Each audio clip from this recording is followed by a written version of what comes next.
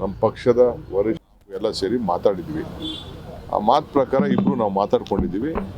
ಬೇರೆಯವರೆಲ್ಲ ಇದಕ್ಕೆ ಟೆನ್ಷನ್ ತಗೊಳ್ಳೋದು, ಸ್ಟೇಟ್ಮೆಂಟ್ ಕೊಡೋದ್ರಿಂದ ಯಾರಿಗೂ ಏನೂ ಪ್ರಯೋಜನ ಆಗೋದಿಲ್ಲ. ಎಲ್ಲ ಬಾಯಿ ಮುಚ್ಕೊಂಡು ಸುಮ್ಮನೆ ಇದ್ರೆ ಒಳ್ಳೇದು ಅಂತ ಮಲ್ಲಿಕಾರ್ಜುನ ಖರ್ಗೆ ಸಾಹೇಬರು ಹೇಳಿದ್ದಾರೆ. ನಾವಿಬ್ರು ಕದ್ದು ಮುಚ್ಚಿ ಮಾತಾಡಿಲ್ಲ, ವರಿಷ್ಠರ ಮುಂದೆಯೇ ಮಾತು, ಯಾವ ಗೊಂದಲವಿಲ್ಲ. ಡಿಕೆ ಮತ್ತೆ ಪವರ್ ಶೇರಿಂಗ್ ಮಾತು.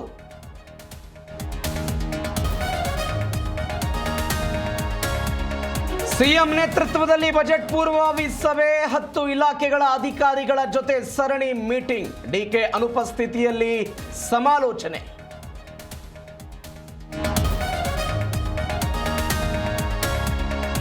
ಮತ್ತೆ ಕಾಂಗ್ರೆಸ್ ಸರ್ಕಾರವನ್ನ ಕೆಣಕಿದ ತೇಜಸ್ವಿ ಸೂರ್ಯ, ಕಿವಿ ಮೇಲೆ ಹೂವು ಇಟ್ಟಿದ್ದು ಸಾಕು ಅಂತ ಡಿಕೆಗೆ ಟಾಂಗ್.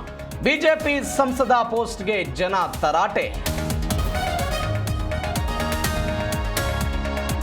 ಸಾಲ ಕೊಡಿಸುವ ನೆಪದಲ್ಲಿ ಉದ್ಯಮಿಗಳಿಗೆ ವಂಚನೆ, ಕೊಟ್ಟ ಹಣ ವಾಪಸ್ ಕೇಳಿದರೆ ಕೇಸ್ ದಾಖಲಿಸುತ್ತಿದ್ದ ಆರೋಪಿ ಪೀಟರ್ ನಿವಾಸದ ಮೇಲೆ ಸಿಐಡಿ ದಾಳಿ ಪರಿಶೀಲನೆ.